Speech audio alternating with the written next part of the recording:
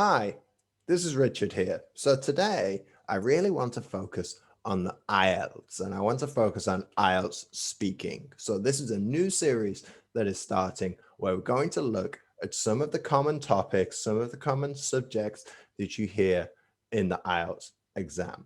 So today we're going to be looking at transport. Now in these videos on IELTS Focus, we're going to be looking at some of the vocabulary that is relevant for this topic, some of the phrases you can use, also, of course, some of the adjectives, some of the idioms. We're going to be going through some of the different parts of the IELTS as well, especially speaking parts 2 and 3. Parts 1 is usually quite general, quite easy, but parts 2 and 3, we really need a little bit of focus. So we're going to go through these. So let me share my screen because I already prepared something.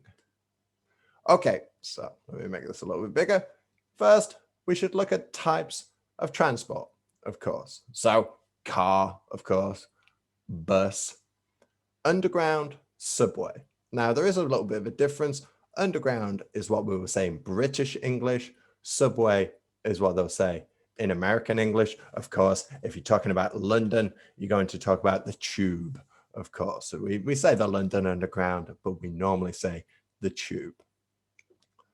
Motorbike, a scooter, a bicycle, on foot, an airplane, a train, a tram, helicopter, taxi, ship. There's a few more we will go through during the course of our video today. But I think you know most of those. So let's keep going down and let's have a look at some additional vocabulary. We have to car share, for example. This is quite popular nowadays, and it's maybe where with a colleague who you live near, if you're going to the same place every day, well, maybe 2 days a week you drive in their car, 2 days a week you drive in your car, you try and share the cost of the petrol. You might also, it just saves on congestion as well.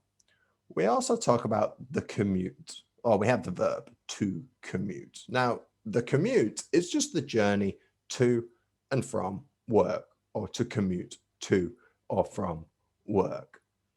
We also talk about rush hour. Rush hour is the periods in the morning and in the evening when everybody is going to work at the same time, or everybody is coming home at the same time. So normally where I live, rush hour happens between about 8 and 9:30 in the morning, and then from about 6 to 7:30 in the evening. Now, some cities, some places, their rush hour is much worse than where I live, although it's still pretty bad where I live. We also have some verbs we use with transport. And don't worry, this document is down in the description of this video, so you can just click on it and you can have access to this document. So some of the verbs we use with transport: to drive a car, okay? We talk about to ride a bicycle, to ride a motorbike, to ride a scooter, to ride a horse. Even I doubt many people use a horse to ride to work. To fly an airplane, to fly a helicopter. We also talk about to go by. So we go by bus, go by train, go by underground, go by car, go by bicycle. But there is one exception. We go on foot. Don't say by foot, say on foot. It's one of those preposition exceptions. So just be careful about that.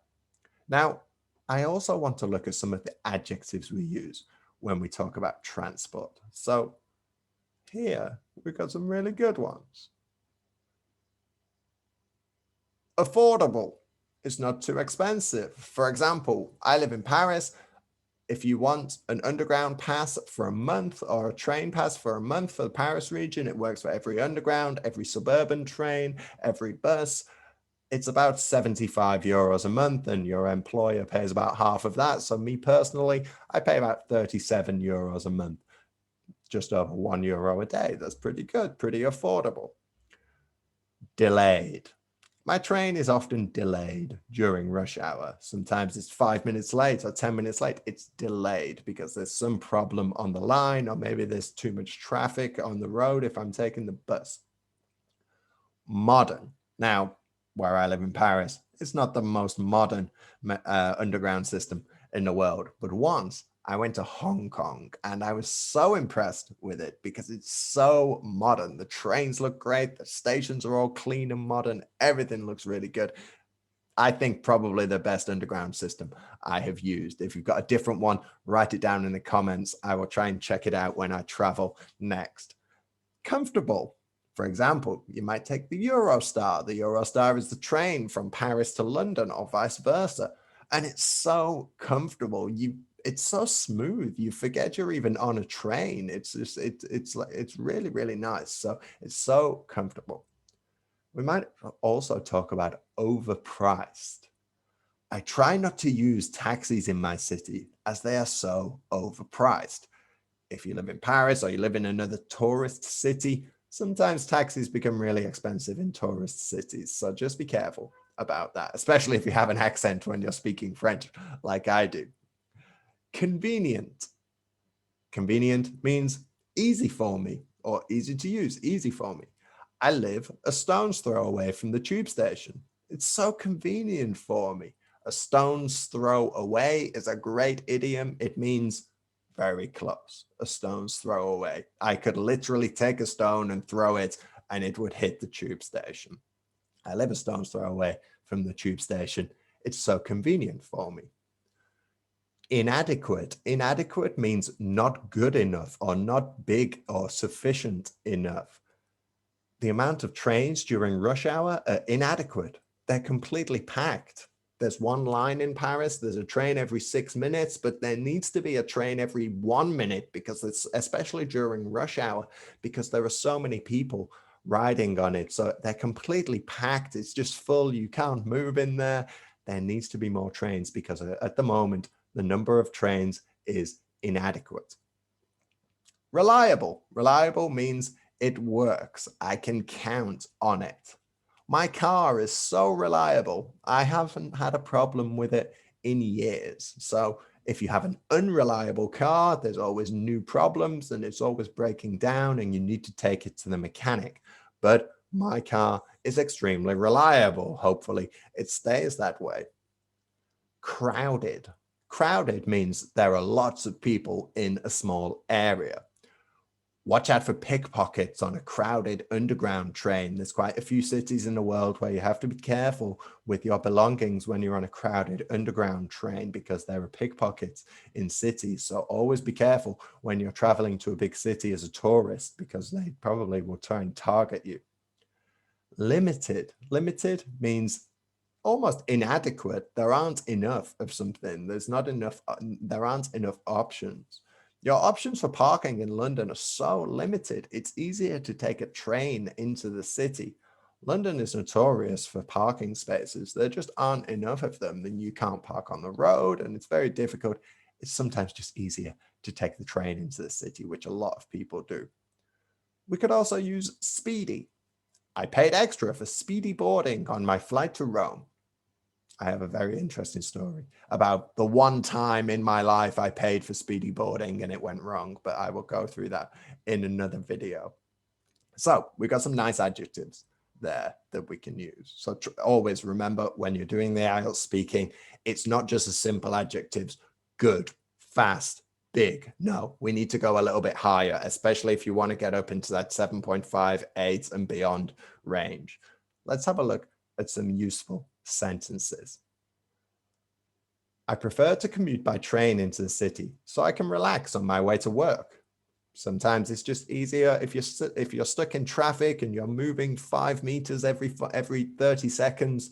It's not very relaxing, but if you're on the train, sometimes you can just sit down, read a book, listen to a podcast, do Duolingo or any other way that you learn your language. So that's what I usually do. I take the train into the city. I'm quite lucky because my station is maybe the second station on the line. So there's usually a seat so I can sit down and read a book. So that's quite nice. There's a lot of congestion in the city center, so the bus is often delayed. Congestion just means the amount of cars we have in the city. It's blocked. Sometimes we talk about congestion in your nose. You might hear me today. My nose is a little bit blocked, so my nose is congested.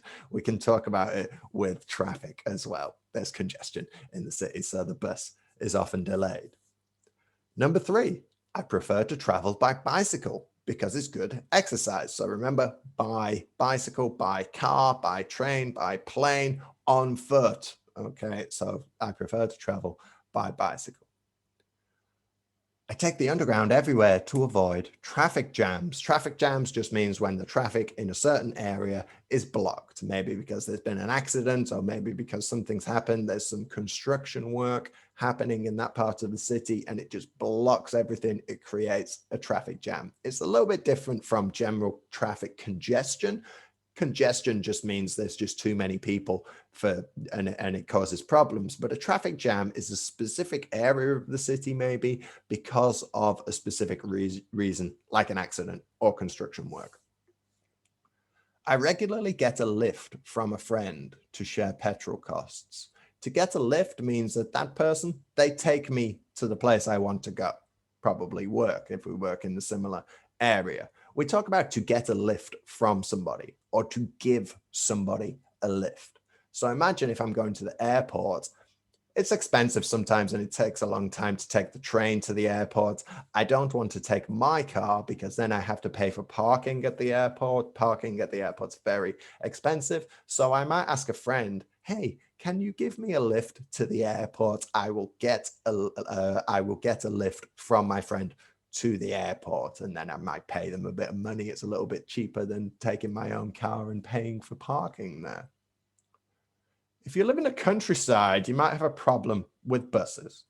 The bus only comes once an hour, which isn't very convenient. Or even in cities, sometimes on a Sunday, there are less buses on a Sunday. So if it only comes every hour, it isn't very convenient. It isn't very easy for me. And final one, I like to walk to work because it doesn't cost anything. Hey, saving money is always great. It's probably good for your health as well. And you can still do things like listen to some music, listen to a podcast or an audio book. Even if you're working on your English, you can still do quite a little bit if you're walking and listening at the same time. Or just without music, just relax and listen to the birds singing. We also have some easily confused words. So a bus and a coach. What's the difference? Well, a bus is in my local area. I might take bus 96 and then it stops every 100 meters or so or 200 meters at different stops and it does this set route. Whereas a coach is almost like a really big bus, so it's a bit more comfortable, and you might take it from city to city. So if you go from Paris to Lille or Paris to Lyon or a different city like that, it doesn't stop every 200 meters. It stops in Paris and it stops in Lyon, and then you just in the middle, you just sit down and relax and read a book, listen to a podcast, learn your English, of course. So a coach is a little bit different than a bus. A bus stops kind of quite regularly. A coach doesn't. We already mentioned this one, the underground, the subway. The underground's British English, the subway is American English. Then we have a fare and a fine. What is a fare? Well, a fare is the amount of money you have to pay to use that service. So for example, in the Paris region, if you want to take a bus, the fare is €2 for one ride. And a fine is the amount of money you have to pay if you don't buy a ticket. And then the ticket inspectors find you, they catch you, and then they might make you pay a fine. And it's much more expensive than €2. So you should always buy a ticket. Rush hour, we talked about rush hour, these periods in the morning and in the evening when people are going to and from work and it's very busy. But in the middle, we have what we call off-peak. Sometimes when you buy train tickets, there's two different prices, because if you want to go during rush hour, it's very expensive because there's a high demand. But if you want to go after 10:30 in the morning, or you want to go after 11 a.m., maybe it's a little bit cheaper because it's off peak. Definitely in the UK, if you're buying train tickets in the UK, try and get off peak because you will save some money there. The next one we have is the difference between a biker and a cyclist. So a biker is somebody who rides a motorbike or a scooter, and a cyclist is somebody who rides a bicycle. Okay, not a motorbike, just a bicycle. Petrol and gas. What's the difference between these? Well, petrol is what we call it in the UK, and gas is what they call it in the USA. It's the fuel you need to put in your car, unless you have a Tesla or some kind of electric car, to keep your car running. So petrol, UK, gas, USA. We already talked about this difference of traffic jam and traffic congestion. So a traffic jam is a precise area of a city, maybe due to a specific problem. Traffic congestion is just general traffic problems because there are too many people in the city and it blocks it. We also have a ferry and a ship. Now, a ship is just a vehicle like a boat, and it just rides, or it can go everywhere. Whereas a ferry is a ship that just goes between two areas. One of the most famous ones goes between Dover in the UK and Calais in France, and it just goes between these two places all day, every day. So it's a ferry. We call it, you can put your car on a ferry as well. So I want to look at part 2 of the speaking. So let's have a look at something I prepared, and let's see some of the vocabulary we use in it. So we have our question here. Describe a common transport system that commuters in your hometown use. You should say what type of transport it is, who uses this transport, how convenient it is, and explain why you like it or not. So this is what I wrote. One of the things you need to get up to speed with quickly when you live in Paris is the underground, or metro, as it's called here. Driving in the city is often fraught with problems, traffic jams, inadequate parking spaces, and the high cost of petrol, to mention but a few. In general, the Paris underground system is convenient, well-connected, and reasonably priced.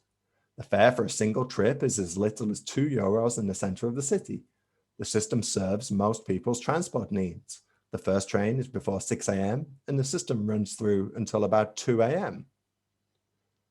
I seem to be painting a rosy picture of the Paris underground system. However, I can find plenty of things to complain about.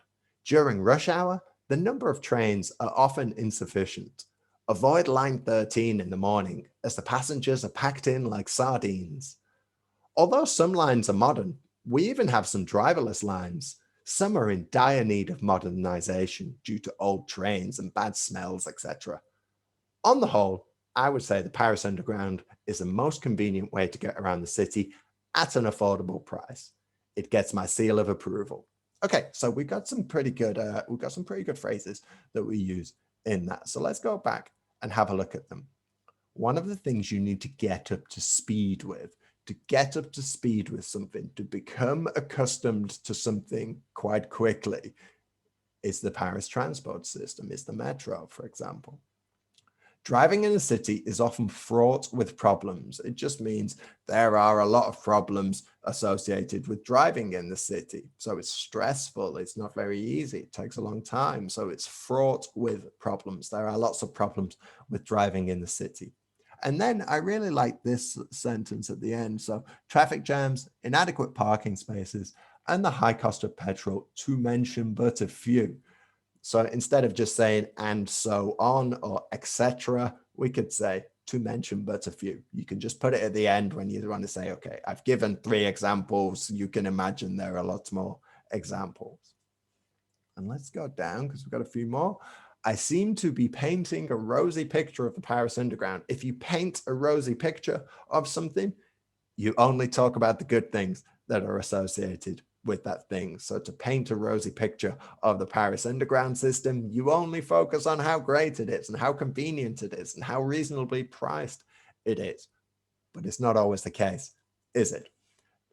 Avoid line 13 in the mornings as the passengers are packed in like sardines. A great idiom, especially when you're talking about transport. To be packed in like sardines. Sardines, you've ever bought some sardines, the can of fish, and they're all kind of lined up in a row together and they're all packed in. So to be packed in like sardines when you're on the metro, you're on the underground like this and you can't move. You might have seen those videos in Japan, and it looks incredible, where it's so full they actually hire somebody who just works to push people onto the train. It seems very dangerous as well. I don't recommend it. Also, we have this next one. Although some of the lines are modern, some are in dire need of modernization. They really need some modernization. So if you are in dire need of something, you really need something. Oh, I'm so thirsty. I'm in dire need of a drink. Okay. Or this man is in dire need of medical attention. We need a doctor for this person because they're very, very sick. Something's going on. They are in dire need of medical assistance or medical attention. Okay. Also, we have this last phrase. On the whole, I would say the Paris Underground is the most convenient way to get around the city at an affordable price. It gets my seal of approval. Or we could say it gets my thumbs up. I approve of it. On the whole, in general, it's good. So it gets my seal of approval. It gets my thumbs up. So some nice phrases there. Now, I also wanted to look at a few part 3 questions, 3 to be precise. So what about something like this? What do you think are the advantages and disadvantages of a taxi service such as Uber? Now, I would say something like this. These services have become extremely popular in recent years. They're affordable and reliable. I really appreciate the fact that you can leave feedback for the driver. It holds them accountable. However, I have read some articles concerning the pay and conditions of drivers, not to mention the knock-on effect on the taxi industry. These disruptor services need to be regulated, and we need new laws and legislation to control their impact.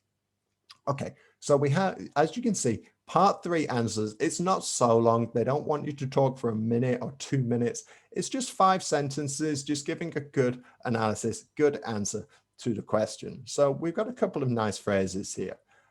I read some articles concerning the pay and conditions of drivers, not to mention. So when I say not to mention, I also say it really just a different way of saying also we have this thing. If I want to mention 2 things, I could say I have no time, not to mention my lack of money. If I have no time and no money, I might use that. So I'm saying when I want to say 2 things, like also, so not to mention the knock-on effect on the taxi industry.